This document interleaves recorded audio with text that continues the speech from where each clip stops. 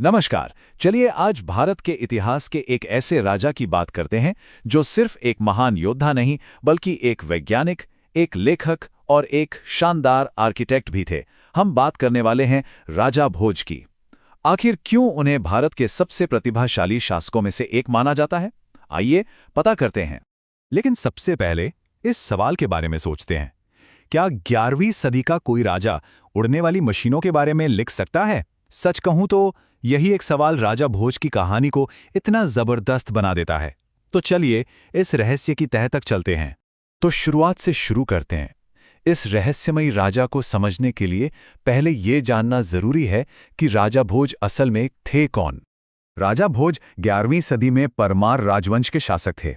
उनका साम्राज्य मध्य भारत के मालवा क्षेत्र में फैला हुआ था, जिसे हम आज मध्य प्रदेश के नाम से जानते हैं। उनकी राजधानी थी धार। और सुनिए, ये कोई ऐसी वैसी राजधानी नहीं थी। उनके राज में धार शिक्षा और संस्कृति का एक बहुत बड़ा सेंटर बन गया था। इससे पता चलता है कि ज्ञान में उनकी कितनी दिलचस्पी थी। लेकिन राजा भोज की कहानी सिर्फ किताबों और ज्ञान तक ही सीमित नहीं थी। वो एक ताकतवर योद्धा और एक बहुत ही काबिल शासक भी थे, जिन्होंने एक खुशहाल राज्य बनाया। देखिए, उनके शासन की कुछ खास बातें। उन्होंने मालवा को कई बाहरी हमलों से बचाया, राज्य में कानून व्यवस्था को एकदम मजबूत रखा, व्यापार और खेती को खूब बढ़ावा दिया, और सबसे जरूरी बात, उन्होंने लोगों को पढ़ने लिखने और ज्ञान हासिल करने के लिए भी बहुत प्रोत्साहित किया। इन्हीं सब वजहों से उनका राज्य उस समय भारत के सबसे अमीर राज्यों में से एक गिना जाता था। और अब आते हैं उनकी शख्सियत के सबसे हैरान कर देने वाले पहलू पर। ये एक ऐसा राजा था जिसने 80 से ज्यादा किताबें लिखी थीं।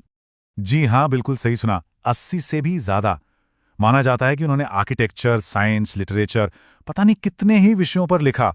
उस दौर के किसी भी राजा के लिए ये वाकई एक असाधारण बात थी। उनकी सबसे मशहूर रचना है सम्रांगण सूत्रधार। ये किताब आज भी इतिहासकारों और वैज्ञानिकों के लिए एक पहेली की तरह है। इस किताब के अंदर जो मिलता है वो सचमुच में दिमाग घुमा देने वाला है। इसमें सिर्फ मंदिर और महल बनाने के नक्शे ही नहीं है, बल्कि तरह तरह की मशीनों और यंत्रों के बारे में भी डिटेल में लिखा है। और फिर सबसे चौंकाने वाली बात सामने आती है, विमानों का जिक्र। जी हाँ, उड़ने वाली मशीनें। ये एक ऐसा कॉन्सेप्ट था जो अपने समय से सदियों, शायद हजारों साल आगे था। राजा भोज की काबिलियत सिर्फ कागज पर ही नहीं थी, बल्कि पत्थरों पर भी तराशी गई थी। इसका सबसे बड़ा सबूत है भोजेश्वर मंदिर, एक ऐसी शानदार बनावट जो आज भी एक अनसुलझी पहेली बनी हुई है। इस मंदिर के साथ कई रहस्य जुड़े हैं। यहाँ दुनिया के सबसे बड़े शिवलिंगों में से एक है। इसे बनाने में इतने बड़े बड़े पत्थरों का इस्तेमाल हुआ है कि उन्हें उस जमाने में कैसे उठाया गया होगा, ये आज भी एक राज है। और सबसे अजीब बात, ये शानदार मंदिर अधूरा छोड़ दिया गया। क्यों? ये इतिहासकार आज तक पता नहीं लगा पाए हैं। यहाँ का शिवलिंग एक ही पत्थर से बना है और इसकी ऊंचाई है करीब 18 फीट। जरा सोचिए, आज से 1000 साल पहले बिना किसी मॉडर्न मशीन के इतने भारी पत्थर को कैसे तराशा और खड़ा किया गया होगा।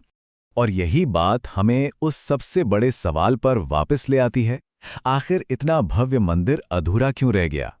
क्या कोई जंग छिड़ गई थी या कोई और ही वजह थी जिसके बारे में हम जानते ही नहीं? ये राजा भोज की विरासत से जुड़ा एक और गहरा रहस्य है। तो इन सभी लड़ाइयों, किताबों और अधूरे मंदिरों के बाद राजा भोज हमारे लिए क्या विरासत छोड़ गए हैं?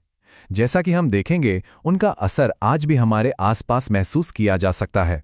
माना जाता है कि भोपाल शहर का नाम उन्हीं के नाम भोजपाल पर पड़ा है।